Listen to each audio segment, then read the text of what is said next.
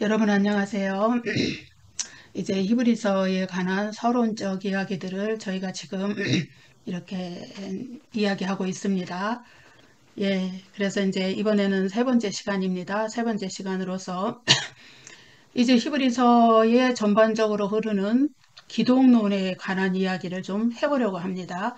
히브리서의 그 특징적인 구조는요, 이제 기독론, 히브리서 저자가 말하는 그리스도에 대한 이야기. 기독론이라는 거는 이제 예수 그리스도의 신분, 예수 그리스도의 인격, 예수 그리스도의 사역, 이러한 모든 것들, 예수 그리스도께서 성취하신 일, 이런 것들에 대한 전반적인 이야기를 살펴보는 것입니다. 그래서 히브리서의 어떤 커다란 그 구조적 특징은 뭐냐 하면은 그 예수 그리스도에 대한 이야기, 그 기독론에 근거해서 히브리서 저자가 수신자들에게 경고 구절도 말하고 있고 권면, 인내하는 믿음으로 그런 믿음으로 인내하라는 그런 권면, 그리고 또 인내하는 믿음으로 실천하라는 그런 권면, 그런 것들이 이어지고 있다는 것이죠. 그래서 히브리서에서 이 기독론은 매우 중요한 위치를 차지합니다. 히브리서의 기독론은요, 크게 두 가지로 나눌 수 있습니다.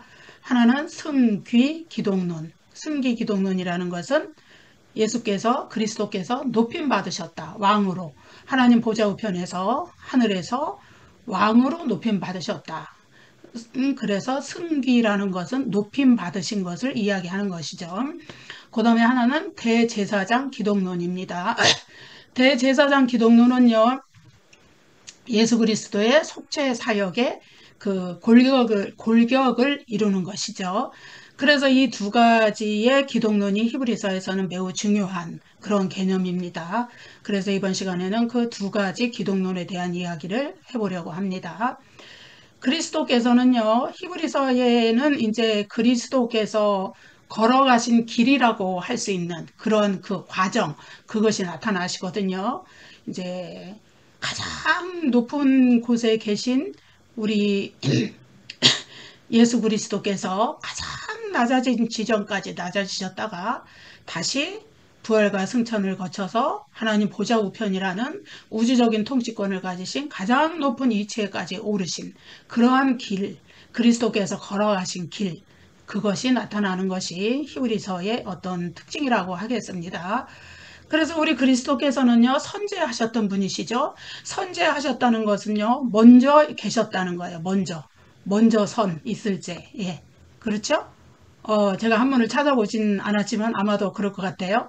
그런데 먼저 계셨다. 언제부터? 이 세상의 우주 만물이 창조되기 이전부터. 그래서 이 세상의 우주 만물을 창조하신 창조주이시고 창조의 중재자이시고, 그래서 히브리서 1장 2절에는 뭐라고 말씀하시냐 하면은 이 모든 날 마지막에는 아들을 통하여 우리에게 말씀하셨으니 이 아들을 만유의 상속자로 세우시고 또 그로 말미암아 모든 세계를 지으셨느니라. 예. 창조를 이야기합니다. 그로 말미암아 이거는요. 헬라어로 디아라는 그 헬라어 전치사를 쓰는데 그것은 이제 그로 말미암아 그 어떤 매개 수단 이것을 말합니다. 그러니까 그리스도를 통하여 이 세상 모든 만물을 지으셨기 때문에 그리스도를 창조의 중재자라고 말씀합니다. 동일한 사상이 요한복음 1장 1절에서 3절에 나타나죠. 태초에 말씀이 계시니라 이 말씀이 하나님과 함께 계셨으니 이 말씀은 곧 하나님이시라. 말씀이신 예수 그리스도께서 성육신 하시기 이전에는 말씀의 형태로 존재하셨던 그 예수 그리스도께서 어떻게 해요? 하나님과 함께 계셨는데 그가 태초에 하나님과 함께 계셨고 만물이 그로 말미암아 지은 바 되었으니 지은 것이 하나도 그가 없이는 된 것이 없다. 예수 그리스도로 말미암아 만물이 지음을 받았기 때문에 예수 그리스도 이외에는 예수 그리스도가 계시지 않고는 이 세상 우주 만물도 모든 피조물이 존재할 수가 없다는 거예요. 그래서 선지하신 예수 그리스도는 창조주이신 그리스도시다. 예.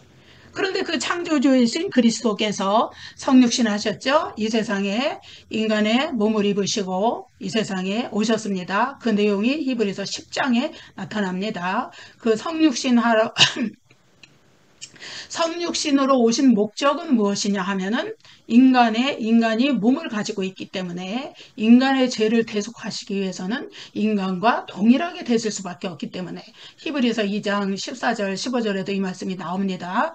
예, 그렇기 때문에 성육신 하셨다는 거예요. 이 세상에 가장 낮은 인간의 몸으로 오셨다는 거예요. 그 성육신 하신 예수 그리스도께서 공생의 기간을 거치시고 어떻게 해요? 마지막에는 십자가에 달려 돌아가셨죠. 여기가 예수 그리스도께서 가장 낮아지신 지점입니다. 그러나 하나님께서는 그 그리스도를 그대로 내버려 두지 않으시고 부활시키시죠. 그래서 거기서부터 예수 그리스도의 높음의 단계, 높아지심의 단계, 그것이 일어납니다. 그래서 예수 그리스도의 높임 받으심은 부활로부터 시작이 되는 것이에요. 그리고서 승천하시고, 그리고 하나님 보좌 우편에 왕으로서 앉으시는 이러한 전반적인 이 과정이 다 승기 기독론이 되는 것입니다. 그것이 이제 히브리서의 구절구절의 과정이 나오게 되죠.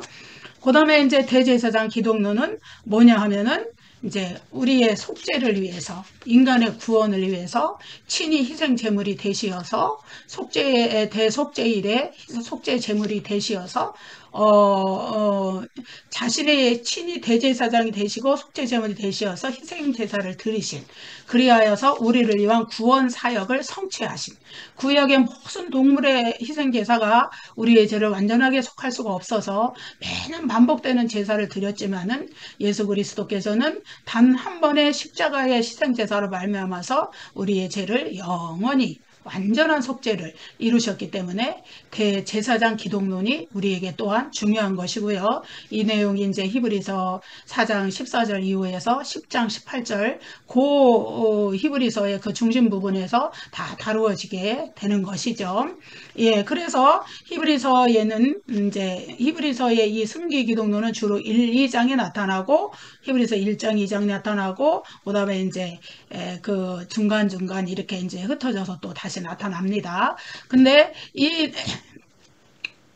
두 가지 기독론이 히브리서 전체에 다 이렇게 배어 있는, 스며들어 있는, 사상이라는 것을 우리가 먼저 알았으면 좋겠습니다. 그런데 왜 히브리서 저자가 이러한 히브리서, 그러니까 예수 그리스도에 관한 승기 기독론과 대제사장 기독론을 왜 이렇게 강조하고 있느냐, 왜 그렇게 중요하게 다루고 있느냐, 그것은 바로 히브리서 수신자들이 이제 그 예수 그리스도를 바로 깨닫고 알아서 그 예수 그리스도를 놓치지 않게 하기 위함입니다. 현실의 그 역사적 정치적 박해, 또 그 사회적인 소외, 단절, 경제적인 고난, 모든 것들로 인하여서, 또 목숨이 심지어 위협받는 순교, 이런 모든 것들로 인하여서 정말로 그 눈에 보이지 않는 그리스도에 대한 신앙을, 눈에 보이는 것들의 그 위험과 어려움 때문에 놓쳐버리려고 하는 히브리서 수신자들에게 그 눈에 보이지는 않지만 우리를 위하여서 영원한 속죄 사역을 이루시고 하나님 보좌 우편에까지 높임 받으신 그리스도에 대한 모든 이야기를 간절하게 해줌으로써 우리가 무엇을 버려야 되고 무엇을 붙잡아야 되는지 그 분별력을 이렇게 분별할 수 있게끔 영적인 안목을 열어주기 위해서, 그래서 히브리서 저자가 이런 말씀을 하고 있다는 것을 이제 우리가 알게 되고요. 그러면 먼저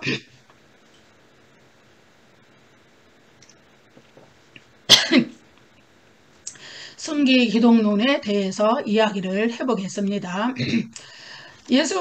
승기 기독론의 기본적인 패턴은요, 고난에 뒤따르는 영광입니다. 이것은요, 그리스도께서 걸어가신 길을 보여주기도 하지만은 또 그리스도를 따라가는, 뒤쫓아가는 그리스도인들에게도 똑같이 적용되는 것입니다. 그래서 왜 승기 기독론을 왜 히브리서 저자가 이야기하느냐? 그리스도께서 이 땅에 고난을 받으셨지만은 그 고난에 뒤이어지는 하나님께서 주신 영광이 있었다는 것을 확신시키는 겁니다. 그러면 그것을 보면은 그리스도를 뒤따르는, 그 십자가의 도를 뒤따르는 그리스도인들도 그리스도를 뒤따라서 영광의 길을 또한 걷게 될 것이라는 것을 일깨워 주는 것입니다.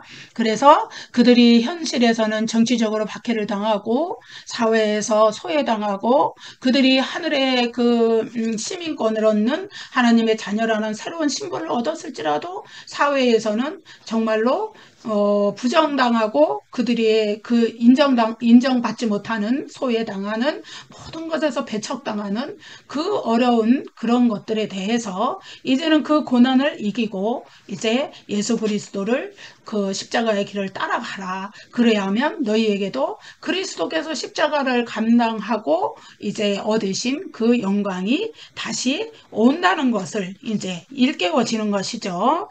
그래서 현실 세계에서 당하는 고난 때문에 그들이 예수 그리스도에 대한 신앙 고백, 믿음을 잃어버리지 않도록 그렇게 도와주기 위해서 승기 기독론을 이렇게 강조하고 있는 것입니다. 단적으로 나타내는 말씀이 히브리서 13장에 나와 있죠. 그러므로 예수도 자기 피로서 백성을 거룩하게 하려고 성문 밖에서 고난을 받으셨느니라. 그런즉 우리도 그의 치욕을 짊어지고 영문 밖으로 그에게 나아가자. 예수 그리스도는 십자가에서 치욕을 당하셨어요.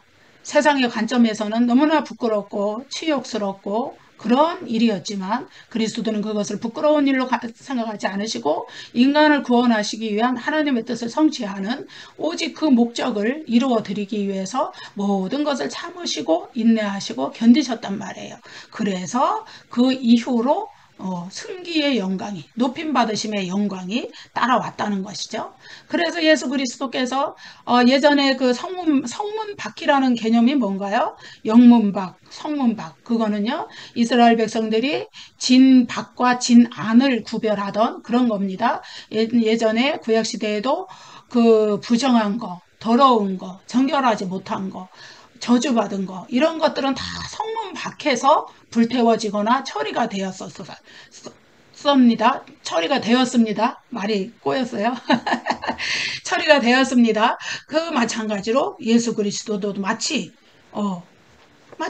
더러운 자처럼 불결한 자처럼 저주받은 자처럼 성문 밖에서 십자가의 그 능력을 받으면서 치욕을 다 감당하시면서 그 십자가를 지고 인간을 위한 구원 사역을 완성하셨기 때문에 부활의 영광과 승천과 승기의 영광이 예수 그리스도께 따라왔던 것처럼 믿는 자들도 그 뒤를 동일하게 쫓아간다는 것을 말씀합니다. 몇 군데 성경 구절을 보겠습니다. 1장 3절에 보면은요 이런 말씀이 있습니다. 하나님의 영광의 강체시요 그 본체의 영광이시라. 그의 능력의 말씀으로 만물을 붙드시며 죄를 정결하게 하는 일을 하시고 높은 곳에 계신 지극히 크신 이의 우편에 앉으셨느니라. 죄를 정결하게 하는 일을 하시고, 이 얘기는 바로 십자가에서 자신이 흘리신 피로서 인간의 죄를 정결하게 하신, 인간의 죄를 씻으신 그걸 말하죠. 그 과정을 거치시고 나서야 예수님은 하나님 보좌 우편에 앉으시는 영광을 얻으셨다는 얘기를 하고 있습니다. 하나님의 영광의 광채시고 하나님의 본체의 형상이시고 또 만물을 붙드시는 능력이 있으신 분. 만물을 붙드신다는 것은 예수 그리스도께서 이 만물을 유지하시고 섭리하시는 그런 주님이 되신다는 것을 이야기합니다. 그런 능력이 있으신 주님이 또 이 세상에 자기의 몸을 들이지 않고서는 인간의 죄를 구원할 수 없기 때문에 그것을 원하시는 하나님의 뜻을 이루어 주시기 위하여서 십자가의 죄를 고난을 다 감당하신 후에 이제 하나님 보좌 우편에 하나님께서 높여주시는 그런 영광을 얻게 되셨다는 것을 말씀하고 있습니다. 그 다음에 이제 제가 말씀드릴게요. 1장 14절 보면은 모든 천사들은 섬기는 영으로서 구원받을 상속자들을 위하여 섬기라고 보내심이 아니냐. 천사들은요 섬기는 영, 어떤 자들을? 구원받을 자들을 섬기는 영이라고 그랬어요. 그런데 예수 그리스도께서는 그 천사들보다도 낮아진 위치에 처하셨어요. 히브리서 2장 6절 8절이죠. 사람이 무엇이간데 주께서 그를 생각하시며 인자가 무엇이기에 주께서 그를 돌보시나이까. 그를 잠시 동안 천사보다 못하게 하시며 영광과 존귀로 간을 씌우시며 만물을 그 발 아래 복종하게 하셨느니라. 이 시편 8편의 인용문입니다. 여기 보면은요 예수 그리스도께서 천사들은 구원받을 상속자들, 구원받을 그리스도인들을 섬기는 그런 존재인데 그 천사들보다도 낮아지신 위치에 처했다는 거예요. 인간의 몸을 입고 인간이 되셔서 이 세상에 오셨기 때문에. 그래서 천사들보다도 낮은 위치로 그 신분적으로 낮아진 위치에 처하시면서 인간을 위해서 온갖 고난과 모욕과 조롱과 수치를 다 당하시고 십자가를 감당하시고 나서야 그 이후에 다시 하나님께서 씌워주시는 영광을 받으시고 존귀를 받으시고 그래서 영광과 존귀의 관을 쓰시는 그런 영광이 따라왔다는 것을 그래서 만물을 자기의 발 아래 복종하게 하시는 그 만물 우주 만물의 통치권이 예수 그리스도께 주어졌다는 그 말씀을 하고 계시는 거죠. 예, 만물에 대한 통치권은 이제 그 우주 만물, 피조물, 뭐 보이는 모든 세계를 포함하는 겁니다. 그 우리 눈에 보이지 않는 또 영적인 세계에 있어요. 사탄이나 천사나 뭐 악한 천사, 선한 천사 많죠. 그렇지만은 그 모든 영적인 권세까지도 다 다스릴 수 있는 통치권을 하나님 보좌 우편에 앉으심으로써 얻으셨다는 것을 이야기해주고 있습니다. 그래서 히브리서 수신자들이 지금 전날에 무슨 공개적으로 조롱을 당하고 투옥을 당하고 재산을 뺏기고 추방을 당하고 이러한 고난을 잘 믿음으로 이겨내다가 지금 더 큰 박해가 오니까 이제 그것을 이기지 못하고 무너지려는 그 히브리서 수신자들 전날에 너희가 이겼던 그 믿음으로 다시 지금 그 모든 것을 그런 상황을 이기고 예수 그리스도께서 십자가의 치욕을 담당하셨듯이 너희들도 그 치욕을 지고 이제 예수 그리스도를 따라가라는 그런 의미를 승리 기독론은 담고 있는 겁니다. 그래서 현재의 삶에서 치욕의 삶이 따라왔지만 사회에서 자신의 정상적인 생활을 하지 못하고 정상적인 그 신분을 보장받지 못하고 비록 하나님의 자녀일지라도 하늘의 시민권을 가졌을지라도 현실에서는 모욕과 조롱을 당하는 그 상황이지만은 그러나 하나님께서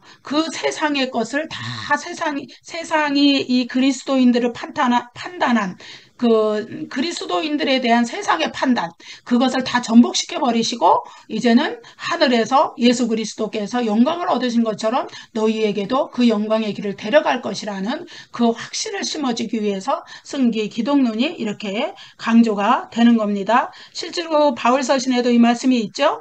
에베소서 2장 6절에 보면은 함께 일으키사 그리스도 예수 안에서 함께 하늘에 앉으셨다. 이게 무슨 말씀이냐 하면은 예수 그리스도께서 하나님 보좌 우편에 앉으셨듯이 예수를 믿는 승리한 그리스도인들도 결국은 하늘에 앉히심을 받을 것이다. 예, 그런 승리의 그 말씀을 주시고 있는 것이에요. 예수님이 이 세상에서 십자가에 고난당하시고 성문 밖에서 그 치욕을 당할 때 예수님이 십자가에 죽으심은 안 믿는 사람들의 눈에는 유대인들의 눈과 로마 군인들의 눈과 하여튼 그 예수 그리스도를 그리스도로 메시아로 받아들이지 못하는 예수 그리스도를 통해서 성취하시는 하나님의 구원사역의 뜻을 알지 못하는 사람들에게 그 죽음은 정말로 수치스러운 죽음이요 부끄러운 죽음으로 그래서 막 조롱하죠. 네가 그리스도이거든. 그 십자가에서 내려와 보라 막 이렇게 조롱하잖아요. 근데 그 조롱에 못 이겨서 내려오셨으면 우리는 이제 구원받지 못하는 거죠. 예수님은 그런 걸 다 감당하시고 그랬기 때문에 예수님은 하나님의 뜻을 이루어 드릴 수가 있었어요. 그래서 우리가 지금 당하는 고난을 환난을 세상의 관점으로 볼 것이냐 하나님의 관점으로 볼 것이냐 예, 그것을 잘 이렇게 판단을 하셔야 합니다. 내가 비록 히브리서 수신자들이 비록 세상의 눈에는 부끄러운 사람들이야. 반사회적이고 반국가적이고 저 사람들은 도대체 아주 수치스러운 사람들이야. 가까이에선 안 될 사람들이야. 이런 세상의 판단. 그것 때문에 얼마나 그리스도인들은 마음에 상처를 받고 마음에 여기에 막 맺혔겠죠. 너무 힘든 우울하고 힘들고. 그러나 그 세상의 관점으로 그리스도인들을 보지 말고 신앙을 보지 말고 신앙의 관점으로 물리적인 관점으로 보지 말고 하늘에 계신 하나님의 관점으로 현실의 상황을 다 판단하고 생각하라는 거예요. 그래서 하나님의 관점에서는 예수 그리스도의 죽음은 수치스러운 것이 아니고 부끄러운 것이 아니고 어떤 것이었느냐? 영광스러운 것이에요. 왜? 하나님의 뜻을 성취하기 위한 것이니까. 그 죽음을 통해서, 십자가의 죽음을 통해서 이제 하나님의 자녀들을 구원하실 수 있으니까 굉장히 영광스럽고 굉장히 자랑스러운 죽음이에요. 하나님의 관점에서 보면. 그렇지만은 아무것도 모르는 세상 사람들의 눈에는 그렇게 보였다는 거예요. 마찬가지로 히브리서 수신자들이 현실에서 당하는 그러한 것도 마찬가지로 하나님의 관점에서는 비록 너희가 세상에서는 환난을 당하나, 예수님께서 말씀하셨잖아요. 담대하라, 내가 세상을 이겼다. 예, 세상에 사탄의 권세가 지배하는 이 세상을, 예, 예수님께서 십자가로 이기고 승리하시고, 예, 하나님 보좌 우편의 왕으로서 즉위하셨어요. 예, 그런 관점에서 보라는 거예요. 우리 눈에는 보이지 않지만 보이지 않는 하나님의 관점에서 이 세상의 현상들을 보고, 그래서 믿음의 눈으로 그것을 바라보고 현실의 환난을 이기라는 것. 하나님은 이 세상 사람들의 심판을 뒤엎어 버리시는 거예요. 판단을 뒤엎어 버리시는 거예요. 이 세상 사람들은 히브리서 수신자들을 부정적인 눈으로 보고 쓸모없고 저 사람들은 정말로 세상에 말하자면 인정받지 못하는 그런 사람들이다. 이 세상 우리가 다 합의해서 향하는 모든 것들에 다 반대하는 사람들이고 부정적인 사람들이고 저 사람들은 우리와 같이 할 수도 없는 사람들이다. 이런 것, 세상의 판단. 물리적인 눈으로 보기에는 그것이 너무 위협적인 거예요. 위협적인 거. 나한테 너무 큰 그 위협으로 다가오는 거예요. 그래서 그거를 못 이겨서 이제 그리스도에 대한 믿음을 버리고 돌아가고 싶은 거예요. 유대교로 돌아가면은 안전한 시민권을 보장받고 저런 비난을 받을 필요도 없고 또 경제적으로 내가 굶주리고 힘들고 이러지 않아도 되고 안락하고 편안한 삶을 누릴 수 있는데 내가 왜 예수 그리스도를 붙잡고 왜 이 고난을 당할까? 이거는 바로 세상의 관점으로 본 어리석은 것이라는 거예요. 그러나 믿음의 관점으로, 하나님의 관점으로 세상의 판단을 뒤엎어버리는, 세상의 눈으로 보기에 십자가는 어리석은 걸로 보였지만은, 수치스럽고 부끄러운 걸로 보였지만은 하나님이 보시기에는 자랑스러운 것이고 영광스러운 것이고 하나님의 뜻을 성취하는 것이고, 마찬가지로 히브리서 수신자들이 그러한 모든 환난과 고난과 비방과 조롱 가운데서도 믿음을 지키는 것은, 예수 그리스도를 붙잡고 하나님만을 섬기는 것은 하나님의 관점에서 보면은 정말로 칭찬해주고 상급을 주고 천국의 그 영광을 줄 수 있는 그런 아주 긍정적이고 자랑스러운 것이란, 하나님의 자랑스러운 자녀들이라는 거예요. 그래서 세상을 오늘날 내가 당하는, 히브리서 수신자들이 당하는 그 현실을 세상에 속한 물리적인 눈으로 보지 말고 하나님의 관점으로, 하늘의 관점으로, 예, 보라는 거예요. 예, 그것을 격려하기 위해서 승기 기독론을 자꾸 얘기해 주는 겁니다. 히브리서 곳곳에 나타나는 것이죠.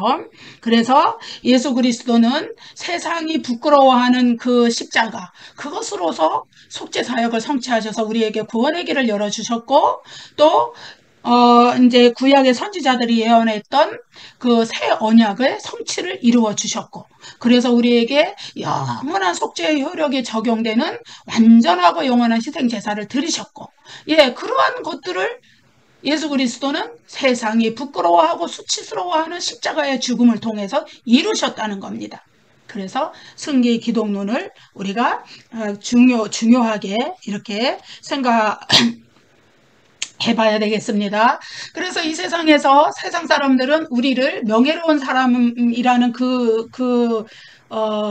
호칭? 그거를 다 뺏어버리고, 지위, 신분을 다 뺏어버리고, 저들은 수치스러운 사람이고, 부끄러운 사람이고, 우리와 같이 할 수 없는 사람이다. 이렇게 정죄를 해버렸지만은, 하나님은 너희의 진정한 후원자는 세상의 유력한 자, 세상의 부자, 세상의 어떤 지위가 있는 자가 아니라 바로 나다. 하나님이 우리의 궁극적인 후원자가 되시기 때문에 우리는 세상의 그러한 부정적인 판단을 다 이기고 승리할 수 있다는 것을 말합니다.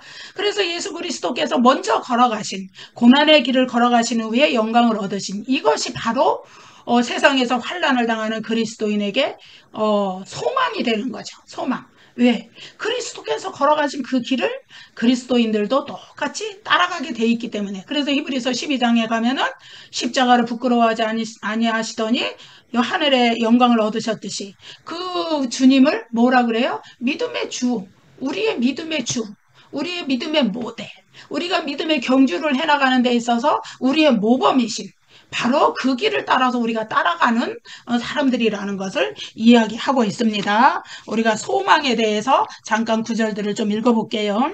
히브리서 6장.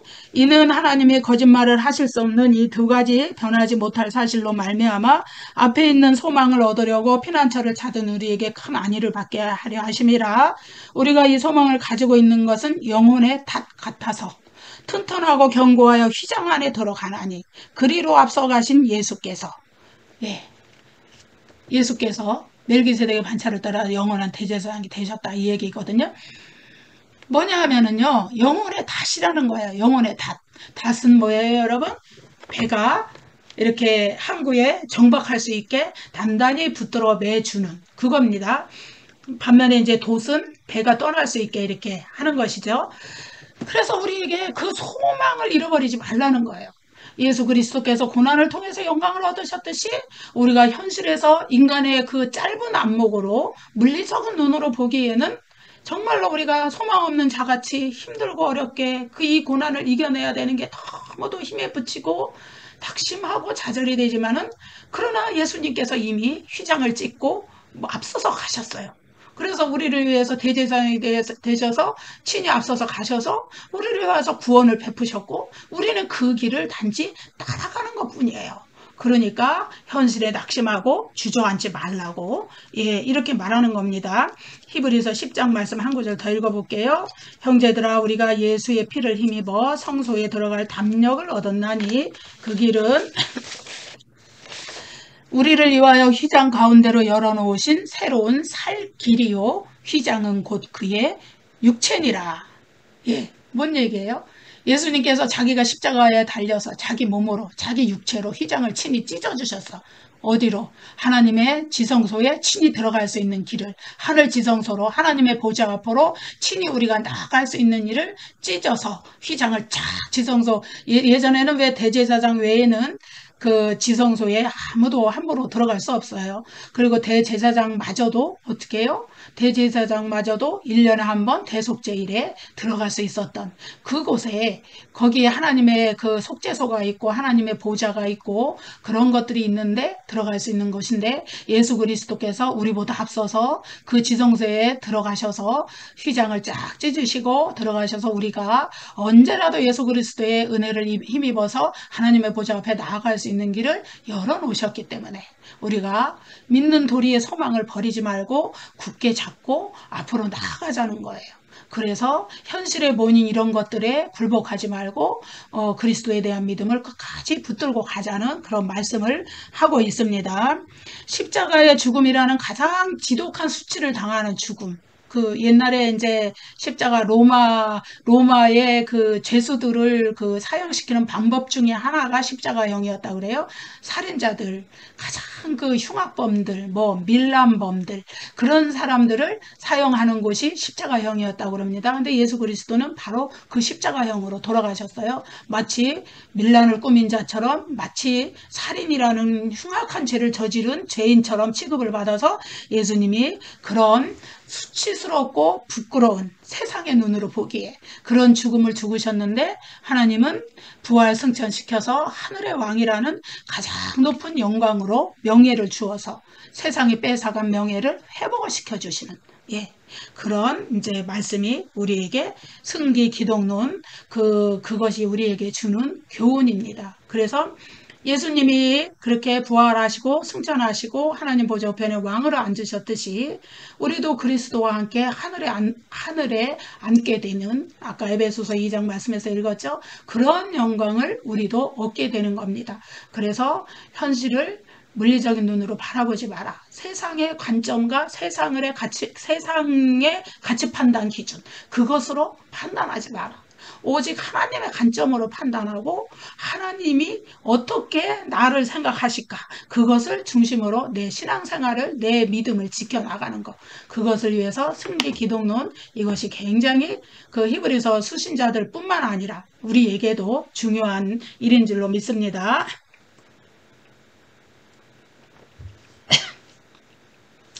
예, 승리 기독론은 이 정도 해두고요. 그 다음에 이제 대제사장 기독론에 대해서 이야기를 해보려고 합니다. 예. 이제 이 대제사장 기독론은요, 승리 기독론은 이제 외부적인 이제 그, 환란, 외부적인 핍박, 박해, 그 고난에 대한 이제 고난을 당하는 것에 대해서 믿음을 붙들어 주기 위해서 그 고난을 믿음으로 이기고 끝까지 그리스도를 붙들라는 그 격려와 권면을 위해서 제시가 되었다면은 이제 대제사장 기독론은요, 신앙적인 의심을 풀어주고 내재적인 그 내면의 의심을 풀어주고 신앙적인 확신, 구원의 확신, 제사함의 확신 이런 것들을 심어주기 위해서 이제 얘기를 해줍니다. 한 4가지 정도로 얘기를 할게요. 첫째는요, 이 대제사장 기독론은요, 속죄일의 배경을 가지고 있어요. 속죄일, 이스라엘의 대속죄일이 있었습니다. 7월 10일이죠. 유대력으로. 이제, 우리 달력하고는 약간 저기 한 것 같아요. 다른 것 같아요. 유대력으로 7월 10일입니다. 그런데 이 대속죄일은 이제 1년에 딱 한 번 7월 10일에 지키는 거예요. 그래서 지난 1년에 한 번이니까 지난 1년간의 죄를 속죄하는 의식이 진행이 되는 거예요. 그래서 속죄일이라고 불러도 되는데 대자를 붙인 거는 그날이 가장 그 유대인들이 지키는 절기 중에 가장 큰 절기이기 때문에 그렇습니다. 근데 이제 이 대속죄일은요, 이제 7월 1일이 나팔절이에요. 나팔절이라는 거는 대속죄일보다 열흘 전에 이제 오죠? 열흘 동안 그 회개하라는 거예요. 회개하고 자신을 정결하게 하고 하나님 앞에 대속죄일을 준비시키는 기간이에요. 그래서 이제 그런 준비를 거쳐서 7월 10일 대속죄일이 되면은 옛날에 이제 성소, 성막, 성전 이러한 모든 것들은요. 이렇게 이제 성막들이 있었고 성막들 있었고 그 다음에 성소가 있었고 그 다음에 지성소가 있었어요. 그 사이사이에 이제 휘장이 있었죠. 그런 구조를 가지고 있었는데 평소에 제사장들은 무슨 저 모세 레위기에 나오는 5대 제사가 있죠. 그 모든 제사들이 다 성소에서 행해졌던 겁니다. 지성소에서 행해지지 않았어요. 그런데 속죄 제사만은 그 지성소에서 1년에 한 번 행해지는 것입니다. 대제사장이 1년에 한 번, 단 한 번 들어갈 수 있는 거예요. 들어갔는데 무엇을 들어가느냐? 이제 자신을 위해서 먼저 속죄하는 제물, 피제사, 또 백성을 위해서 드리는 피제사, 이러한 것들을 드리게 되는데요. 대속죄일의 지성소에 들어가서 백성을 위한 속죄 제사를 드리는 것이죠. 피를 뿌림으로써 그렇게 드리는 것인데 그 대제사장이 들어가 있는 그 하루 종일 그 백성들은 어떻게 했을까요? 바깥에 그냥 서서 선체로 기다립니다. 대제사장이 자신들의 죄를 짊어지고 들어가서 속죄 의식을 행하는 그 모든 일이 무사히 다 끝나고 대제사장이 바깥으로 나올 때까지 그 긴장 관계라는 거는 기다리는데 그 긴장 관계라는 거는 이루 말할 수가 없는 것이죠. 근데 히브리서 저자는요, 히브리서 9장 28절에서 재림에 대해서 언급하는데 이 재림이라는 것을 바로 속죄일의 그 의식에 적용을 시킵니다. 어떻게? 바깥에서 하루 종일 대제사장이 이게 만약에 그 안에서 하나님의 거룩함과 그 인간의 죄 있음이 부딪혀가지고 대제사장이 죽는 일이 생길 수도 있어요. 근데 그렇게 되지 않고 무사히 모든 속죄 제사 의식을 다 마치고 바깥으로 나올 때까지 그 긴장, 그 긴장 관계가 바로 어떤 것이냐? 우리가 구원받고 난 후에 예수 그리스도께서 이제 승천하시고 부활하신 하나님 보좌 우편의 왕으로 앉아 계신데 거기로부터 우리 사도신경 내용 아시잖아요. 저리로서 산자와 죽은 자를 심판하러 오시리라 이러잖아요. 심판하시러 재림하실 때. 예, 그때까지의 긴장 관계에 적용을 시켜서 재림에 대해서 속죄일의 배경에서 설명을 해줍니다. 히브리서 9장 28절에 제가 읽어볼게요. 이와 같이 그리스도도 많은 사람의 죄를 담당하시려고 단번에 들이신 바 되셨고, 이건 이제 속죄일의 의식을 행했던 것처럼 그리스도께서 단번에 자기 자신을 십자가에서 희생제물로 들으셔서 인간의 구원을 하신 것을 말씀해요. 이거는 십자가에 들으신 그 초림 때의 일을 말하는 겁니다. 그 다음에 구원에 이르게 하기 위하여 죄와 상관없이 자기를 바라는 자들에게 두 번째 나타나신다. 이거는 재림을 말하는 거예요. 예, 구원에 이르게 하기 위하여. 이게 조금 헷갈리죠? 이거는 구원의 완성을 말하는 겁니다. 우리가 구원이 시작됐지만은 예수 그리스도를 믿는 순간 우리의 영혼은 구원받았지만은 우리의 육신은 아직도 죄 있는 육신 가운데 있어요. 근데 우리가 살아가면서 성화의 과정을 계속 거치다가 이제 어떻게 되나요? 나중에 예수님 재림 때 또한 그 백보자 심판이 일어날 때 몸이 또 부활할 때 그때에 우리는 이제 완전한 구원을 받는 거예요. 그래서 완전한 구원이라는 거는 몸의 구원과 영혼의 구원이 같이 되는 거죠. 그것을 위하여서 예수 그리스도께서 두 번째 나타나신다. 재림하신다는 거예요.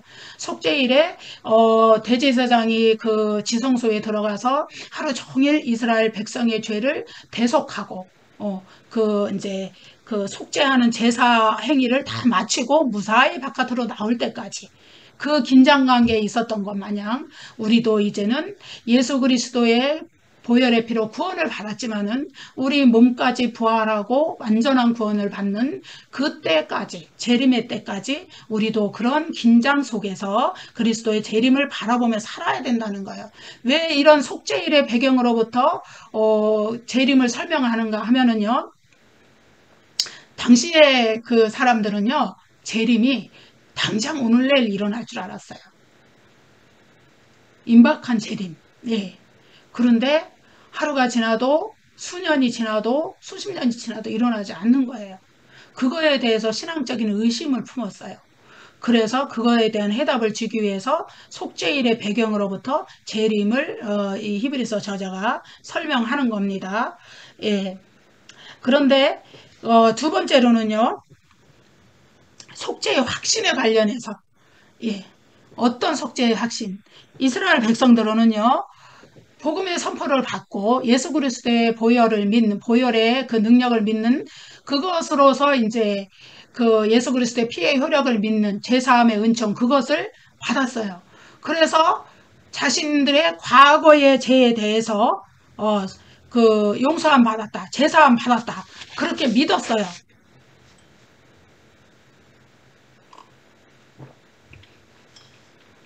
그런데 그들이 오해했던 것은요, 그리스도의 재림 때까지, 왜 재림도 이제 자기들의 생일 동안에 일어날 줄 알았으니까, 그리스도의 재림 때까지 그 자기가 속죄함을 받은 제사함의 은총을 받은 그 정결하고 충만한 성령으로 충만한 그 상태가 지속될 거라고 믿었어요. 그런데 어때요? 현실로 닥쳐오는 모든 환난과 고난과 핍박 여러 가지로 인해서 자기네들이 믿음이 식어졌어요. 성령의 능력이 내 안에서 많이 식어졌어요. 초기에 자기네들이 받았던 은사와 능력과 체험했던 하나님의 내세의 능력 이런 모든 것들이 식어졌어요. 그러면서 죄의식에 시달리기 시작했어요. 세례 이후에 내가 저지른 죄가 또 날마다 나에게 쌓인다는 걸 알았어요. 그래서 이제 제사함을 받았지만은 그 제사함의 은총에 대한 완전한 확신이 없는 상태인 거예요. 그래서 히브리서 저자는 설명을 해줍니다. 예수 그리스도께서는 단번에 십자가에서 자신의 몸을 희생제물로 드려서 희생 속죄 제사를 드리셨는데 그 속죄 제사의 효력은 단 한 번에 단번에 이루어졌지만은 그러나 그 효력은 영원한 것이고 완전한 것이고 최종적인 것이다. 예, 세 가지 얘기했죠. 영원하다. 과거의 죄를 용서받을 뿐만 아니라 예수 그리스도를 믿는 믿음 안에 거하는 자는 현재의 죄도 믿음으로 용서받고 미래의 죄도 믿음으로 용서받는다는 걸 말하는 거예요. 영원한 제사함의 은총이라는 거예요. 그래서 정죄를 당하면 안 돼요. 죄의식 때문에 시달리면 안 돼요. 예, 그걸 얘기해 주는 거예요. 그 다음에 완전하다 그랬어요. 완전하다는 거는 뭘까요? 구약의 율법의 제사, 그거는 완전하지 못했어요. 대속죄일에 1년에 한 번 들어가서 드리는 제사는 1년마다 또 다시 돌아와요. 다시 돌아와서 그 다음에 오늘 드렸지만은 그 다음에 7월 10일 날 다시 제사, 그 대속죄일에 제사가 돌아와서 다시 자신들의 죄를 또다시 생각나게 하는 거예요. 죄를 완전히 제거해 주지 못해요. 내 죄를 완전히 소멸해 주지 못해요. 그러나 예수 그리스도는 어떤 것이냐 하면은 예수 그리스도께서 십자가에서 드리신 제사는 완전한 제사예요. 다시 또다시 반복해서 내년 대속죄일에 드릴 필요가 없어요. 예. 예수 그리스도께서는 모든 죄를 사하실 수 있는 완전한 희생 제사를 드렸기 때문에 그래서 죄를 다시 용서받을 수 있는 속죄 제사를 또다시 드릴 필요가 없다는 거예요. 그래서 그것은 최종적인 제사가 되는 거예요. 구약의 그 제사장들이 해마다 드리던 속죄 제사와는 달리 예수 그리스도께서 단번에 드리신 희생 제사 때문에 우리는 구원을 받았기 때문에 제사함을 받았기 때문에 그것이 또다시 역사 속에서 반복될 필요가 없는 거예요. 그래서 구약의 제사 제도가 이제는 다 무효화되고 폐지가 됐다는 거예요. 여러분, 모형론이라는 게 있습니다. 예표론이라고도 그래요. 뭐냐 하면은 구약의 어떤 역사적 인물, 역사적 사건, 또 무슨 제도 이런 것들이 모형으로서 존재한다는 거예요. 모형이라는 거는 실체가 있다는 거예요. 모형은 그림자라고도 그래요. 그림자가 있으면은 실체가 있어요. 예. 그래서 이 실체가 오시기까지 그것을 비추어주는 그림자와 같은 것이었다는 거예요. 실체는 바로 예수 그리스도입니다. 예수 그리스도이신 예수 그리스도께서 오셔서 대제사장으로 오셔서 인간을 위한 구원을 위한 속죄제사를 완성하시기까지 그것을 미리 역사 속에서 보여준 것들. 예. 구약의 성막, 성전, 희생제사, 제도, 대제사장, 직분 이런 것들이 다 그런 것들이라는 거예요. 그래서 그것들은 불완전했어요. 예수 그리스도께서 오셔서 완전한 제사를 드릴 때까지 불완전했어요. 그래서 매년 반복돼야 됐어요. 동물의 피가 인간의 죄를 속할 수 없었기 때문에 근본적으로.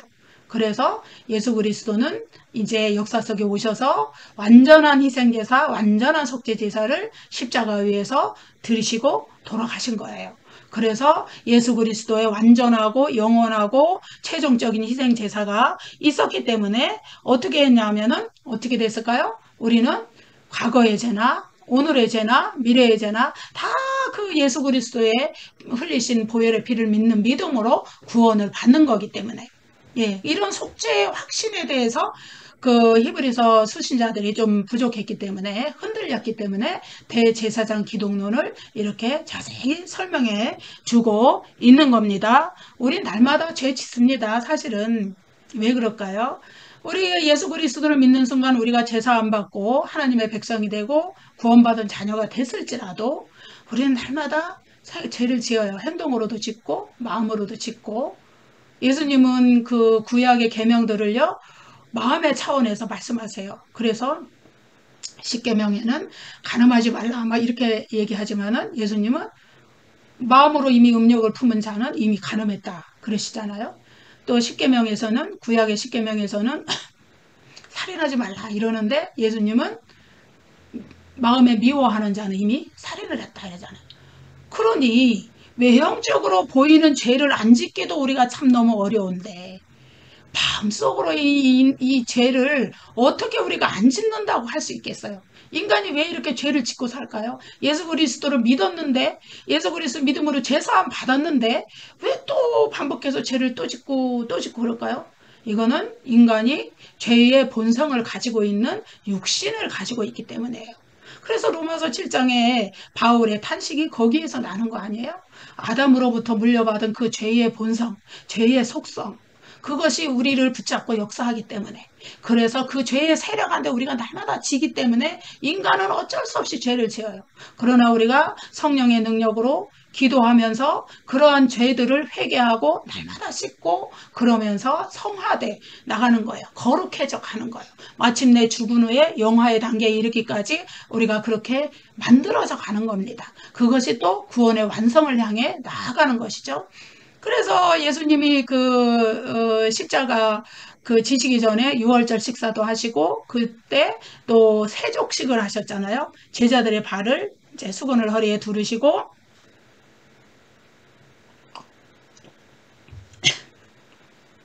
씻어주시는 그런 의식을 하셨는데 베드로가 막 말리잖아요. 주여 내 발은 못 씻깁니다. 막 그랬잖아요. 그러니까 예수님이 뭐라 그래요? 내가 네 발을 씻기지 않으면 너와 내가 상관이 없게 된다 그랬어요. 그러니까 베드로가 뭐라 그래요? 주여 내 발만 아니라 어? 다 씻어달라 그랬나요? 그랬더니 예수님이 뭐라 그러냐 하면은 이미 목욕한 자는 발밖에 씻을 필요가 없다. 그러나 너희 중 다는 아니다. 그러죠? 그 다는 아니다. 거기에 해당되는 사람이 가룟 유다예요. 가룟 유다는 구원받지 못했어요. 예수를 팔러 나가잖아요. 결국은 그가 밤속으로, 영적인 어두운 밤속으로. 요한복음에 보면 그 구절이 있어요. 가룟 유다가 그 유월절 만찬이 끝난 후에 나가니 밤이러라 이래요. 밤이러라. 영적인 밤이에요. 예. 가룟 유다는 구원받지 못할 길로 그렇게 빠져나간 겁니다. 그러면은 예수님께서 이 말씀하신 이미 목욕했어요. 우리는. 그렇지만은 발은 씻어야 돼요.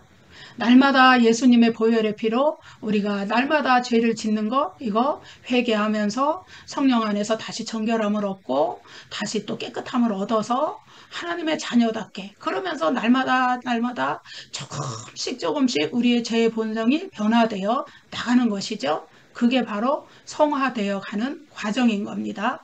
그래서 그러한 것을 깨우쳐지기 위해서 대제사장 기독론을 이제 수신자들에게 이렇게 강조하고 있는 것입니다. 그 다음에 세 번째는요. 왜 또 그 대제사장 기독론을 강조하느냐? 구원의 문제와 직결되어 있기 때문이에요. 이거는 당시에 사람들이 자꾸 모이기를 패하고 자꾸 모이지 않고 신앙이 희미해져 가고 가는 그런 상황에서 구원의 확신은 굉장히 중요했어요.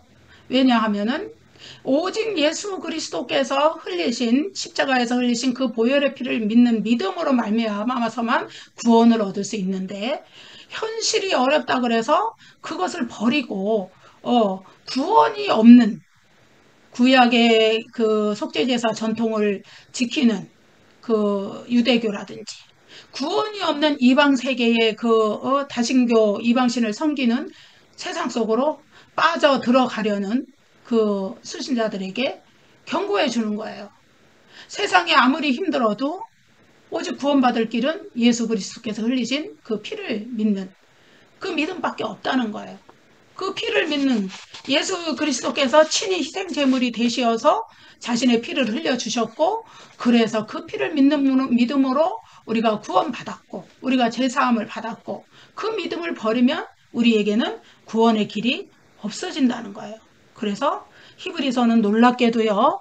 어떤 얘기를 해주냐 하면요. 우리가 구원을 상실할 수도 있는 위기에 처할 수도 있다는 것을 이야기해줘요. 예, 여러분 구원은 하나님의 신비로운 영역입니다. 사람의 눈으로 저 사람은 구원받았어. 저 사람은 구원 못 받았어. 함부로 이렇게 판단하면 안 돼요. 그의 마지막을 볼 수 있어야 되는데 보이지 않는 그 영혼의 세계 우리는 모르잖아요. 하나님께서 구원하신 자는 끝까지 붙들고 가시지만은 그러나 현실에서 우리가 믿음에 깨어 있어야 되는 그러한 것도 사실이에요. 그래서 강도 높게 경고 구절들을 막 말하는 겁니다. 히브리서 저자가 여러분 그 신앙에서 참 그 무서운 것은 뭐냐 하면은요. 점진적인 퇴보입니다. 그들이 모이기를 패하고 이제 게을러졌을 때 모여서 함께 말씀 듣고 기도하고 찬양하면서 성령의 능력을 체험하면서 이렇게 그리스도인으로서의 신앙생활에 그 부지런해야 하는데 그러한 것들을 점점 안 하게 되었을 때 그들에게 필연적으로 그리스도인으로서 퇴보할 수밖에 없는 거예요. 그거는 어떨까요? 마귀의 작전이 그거죠. 오늘 조금 덜 기도하게 만들고 아이 피곤한데 오늘 한번 예배 쉬자. 또 아유 피곤한데 뭐 기도 내일 하자. 아유 피곤한데 말씀 묵상 오늘 하루 건너뛰자. 이러면서 이제 스멀스멀 이렇게 스며들어 오는 거예요. 마귀의 작전은. 그 사이에서 우리의 영적인 능력이 조금씩 퇴보하면서 어느 날 나는 하나님과 너무나 멀어져 있어요.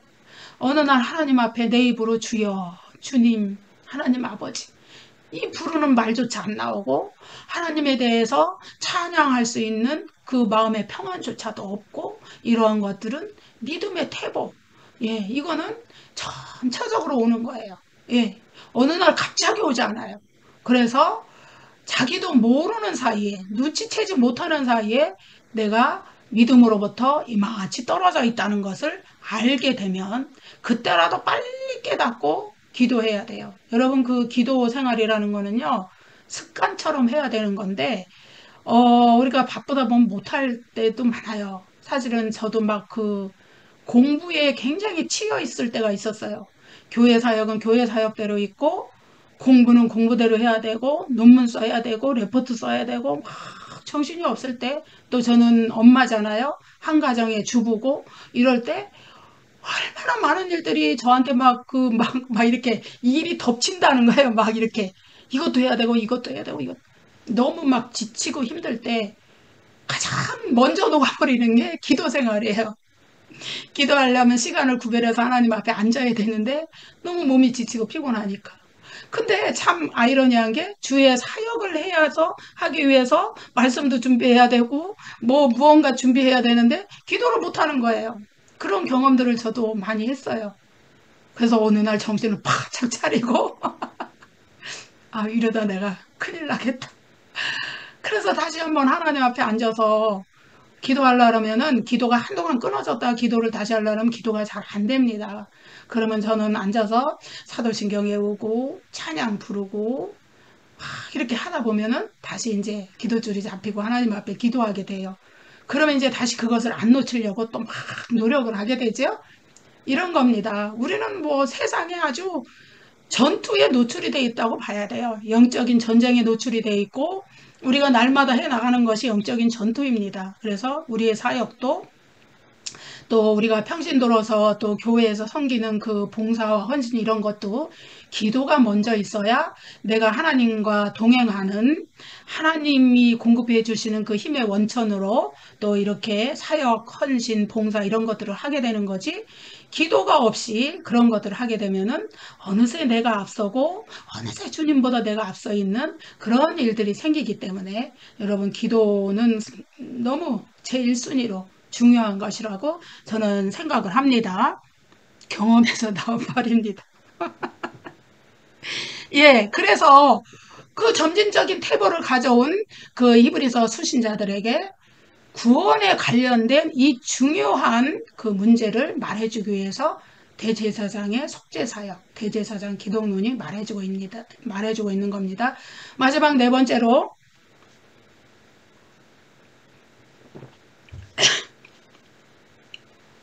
연대예요, 연대. 연대한다. 이 말 아시죠? 뭐냐 하면은 예수 그리스도께서 고난당하는 그리스도인들과 성도들과 연대하신다는 거예요. 고난당하는 성도들의 아픔을 느끼시고 고난당하는 성도들의 아픔을 같이 하신다는 거예요. 함께 하신다는 거예요. 시험당하는 성도들을 도와주신다는 거예요. 왜? 예수 그리스도께서 대제사장이 되시어서 친히 십자가의 고난을 당하셨기 때문에 그래서 그 아픔을 아시기 때문에 그래서 대제사장 기독론은 그 그리스도와 구원받은 성도 간의 연대 그것을 위해서 대제사장 기독론을 또 저자가 이야기하고 있는 겁니다. 히브리서 본문에서 몇 구절 읽어볼게요. 자, 2장 10절에 보면은요. 만물이 그를 위하고 또한 그로 말미암으니가 많은 아들들을 이끌어 영광에 들어가게 하시는 일에 그들의 구원의 창시자를 고난을 통하여 온전하게 하심이 합당하도다. 무슨 얘기예요? 예수 그리스도께서 많은 아들들을 이끌어서 구원받게 해서 영광으로 이끌어 가실 것인데 그것을 위해서는 먼저 본인 자신이 고난을 통하여서 그 고난을 통과해서 영광을 받으셨다는 거예요. 그렇기 때문에 지금 고난당하고 있는 히브리서 수신자들과 또 성도들과 그리스도는 연대감을 가지고 계신다는 거예요. 그 다음에 그래서 2장 11절에는 그리스도인들을 그리스도께서는 형제라 부르는 것을 부끄러워하지 아니하신다고 그래요. 형제라고 부르신다는 거죠. 그래서 로마서 8장 그 몇 절인가요? 그 후반부에 가면은 그리스도는 우리의 맏형제시고 하나님의 맏아들이세요. 우리는 그 뒤를 잇는 사람들이죠. 예. 또 2장 14절, 15절 이 말씀이 참 좋은 말씀이죠. 자녀들은 혈과 육에 속하였음에 그도 또한 같은 모양으로 혈과 육을 함께 지니심은 죽음을 통하여 죽음의 세력을 잡은 자 곧 마귀를 멸하시며 또 죽기를 무서워함으로 한평생 매여 종로로 타는 모든 자들을 놓아주려 하심이니. 예, 어때요? 하나님이 구원하시고자 하는 하나님의 백성들, 하나님의 자녀들이 혈과 육을 가졌어. 근데 예수님이 그들을 구원하기 위해서, 구원하고자 하는 하나님의 뜻을 이루기 위해서는 본인도 혈과 육을 지니셔야만 됐어요. 하나님의 아들이시고 이 세상을 창조하신 창조주이시며 창조의 중재자이시며 이 세상이 창조되기 전부터 하늘의 영광을 가지고 계셨던 그 예수 그리스도께서 혈과 육을 지니시고 이 세상에 오신 거예요. 우리들과 똑같이 되신 거예요. 왜? 우리들의 죄를 감당하기 위해서. 그래서 우리들을 사망의 권세에서 풀어서 마귀한테 종로로 타지 말고 죄에게 종로로 타지 말고 오직 하나님의 의의 종이 되어서 하나님께 하나님의 뜻을 이루는 자로 하늘 백성으로 살아가게 하기 위해서 그렇게 하셨다는 것을 해방시켜 주기 위해서 그렇게 하셨다는 것을 말씀하고 있죠. 또 한 군데 2장 17절 그러므로 그가 범사의 형제들과 같이 되심이 마땅하도다. 이는 하나님의 일에 자비하고 신실한 대제사장이 되어 백성의 죄를 속량하려 하심이라. 그가 시험을 받아 고난을 당하셨은즉 시험받는 자들을 능히 도우실 수 있느니라. 백성의 죄를 속량하기 위해서 자비하고 신실하신 대제사장이 되셨어요. 그래서 십자가에서 자신을 속죄 제물로 드리셨어요. 무엇을 위해서? 오직 백성의 죄를 구속하기 위해서.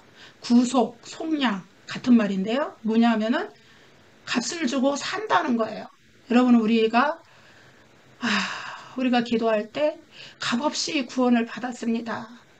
값없이 은혜를 받았습니다. 이러죠? 값없이 받은 게 아니에요. 예수 그리스도께서 천금보다 귀한 자신의 피를 흘려서 그 피값으로 우리의 구원을 사셨어요. 우리를 구원하셨어요. 우리의 죄를 다 값을 치르시고 속량을 하셨어요. 그분이 바로 이 세상에 육신을 가지고 사시는 동안, 공생의 기간 동안, 그리고 십자가에 달린 또 그 모든 순간에 시험, 그를 당해보셨기 때문에 이 세상에 살면서 육신을 가지고 살면서 시험당하는 자들을 능히 도우신다는 거예요. 그래서 대제사장이신 그리스도는 본인이 고난을 받아보셨기 때문에 고난받는 성도들을 도우시는 그런 역할을 감당하신다는 거죠. 그럼 이 세상에서 인간의 몸을 입으시고 인성을 가지신 그리스도는 그렇게 인간을 도와주실 수 있는데 그러면 그러한 그 연대, 고난 현실에서 몸을 가지고 그 예전에 그리스도께서 고난 당하신 그것을 통한 연대, 그거는 이제 예수 그리스도께서 이제 십자가에 달려 돌아가심으로 이루셨는데 그 이후에 지금은 어떠신가? 지금은 그러면은 예수님은 우리를 위해서 또한 중보자로 계셔요. 중재자로 계세요. 그래서 히브리서에서는 하늘 성소라는 걸 얘기해요. 하늘의 지성소, 하늘 성소. 하늘 성소에서 하나님 앞에 나타나신대요. 히브리서 9장 24절이죠. 왜 나타나실까요? 우리를 위해서 중재, 중보, 그거를 하시기 위해서. 하나님 앞에 하늘 성소에서 나타나세요. 예수님은. 로마서 8장 34절에도 동일한 말씀이 있죠. 제가 읽어볼게요. 누가 정죄하리요 죽으실 뿐 아니라 다시 살아나신 이는 그리스도 예수시니 그는 하나님 우편에 계신 자여 우리를 위하여 간구하시는 자신이라.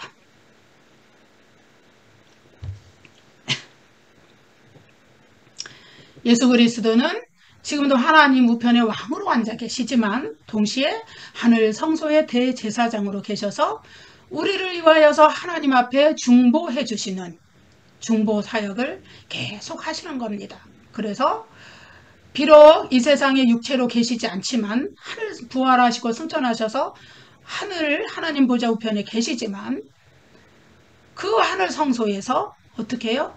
우리를 위해서 중보하시는 사역을 끝없이 하고 계시는 그 예수 그리스도가 바로 우리의 대제사장이라는 것.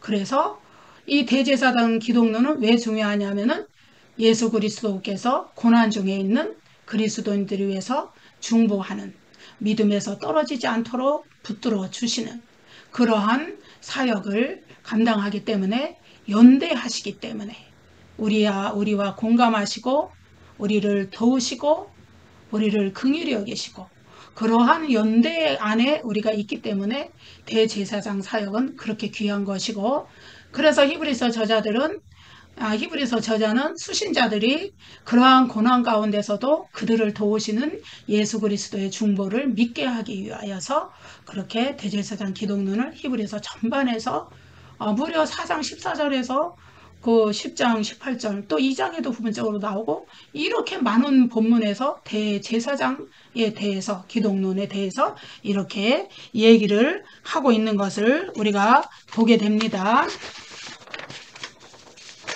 심지어 예수 그리스도는 히브리서 5장에 보면은 이런 말씀이 있죠. 그는 육체에 계실 때에 자기를 죽음에서 능히 구원하실 이에게 심한 통곡과 눈물로 간구와 소원을 올렸고 그의 경건하심으로 말미암아 들으심을 얻었느니라.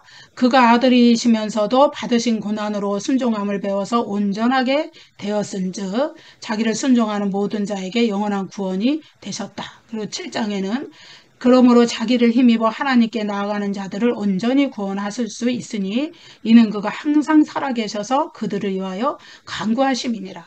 예, 이런 거예요. 예수 그리스도는 온전히 인간의 몸을 입고 오셨기 때문에 인간의 연약함을 그대로 가지고 계셨어요. 그러니까 십자가가 힘들고 고통스럽고 아프고 십자가를 지기가 얼마나 버거웠을까요? 왜? 우리와 똑같은 인간의 몸을 입으셨는데 그 아픔과 고통을 다 느끼셔야 되는데 그래서 심한 통곡과 눈물로 겟세마네 동산에서 기도하시죠.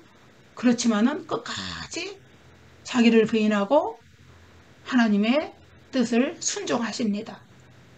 마찬가지로 우리도 그러한 기도, 그러한 길을 따라 나가야 된다는 것을 얘기하고 계세요. 그렇게 십자가를 지신 예수님이 바로 우리의 구원의 근원이 되어 주셨기 때문에 우리는 능히 그리스도를 따라서 그 길을 걸어갈 수 있다는 것을 말합니다. 그리고 지금도 7장 25절에 또 나오잖아요. 친히 그들을 위해서 간구해 주신다고.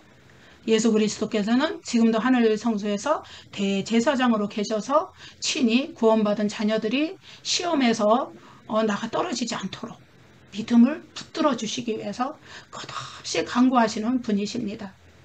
어때요, 여러분? 히브리서의 승기 기독론과 대제사장 기독론이 단순히 무슨 사색적인 거, 교리적인 거 그런 것이 아니죠. 히브리서 수신자들이 현실에서 당하는 그 모든 고난과 그 모든 일들의 해답을 주는 거예요.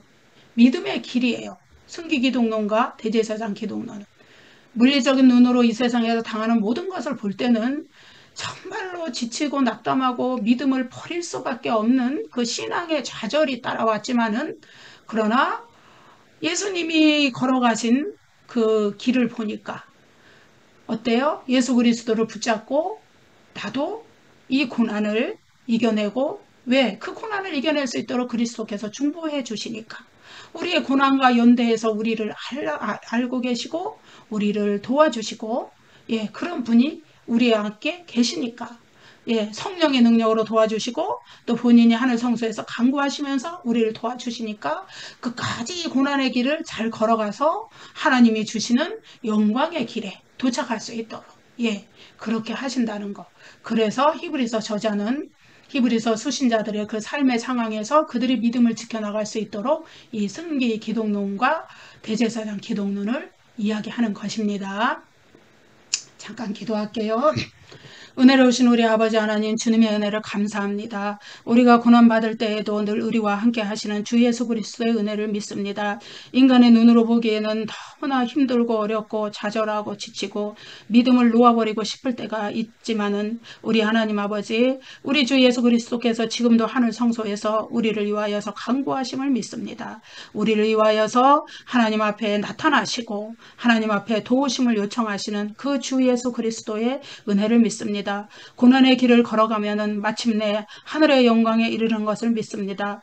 바로 그 주 예수 그리스도께서 그 길을 걸어가셨고 우리의 모범이 되시고 우리의 모델이 되주시어서 우리가 이 믿음의 경주에서 끝내는 승리할 수 있도록 도우시는 것을 우리가 믿습니다. 용기와 믿음과 담대함을 가지고 이 세상에서 도전하는 악의 세력을 이겨나가고 믿음의 길에서 승리할 수 있도록 우리 모두를 우리 하나님 아버지 이끌어 주시옵소서. 예수님 이름으로 감사 기도드립니다. 아멘. 아멘.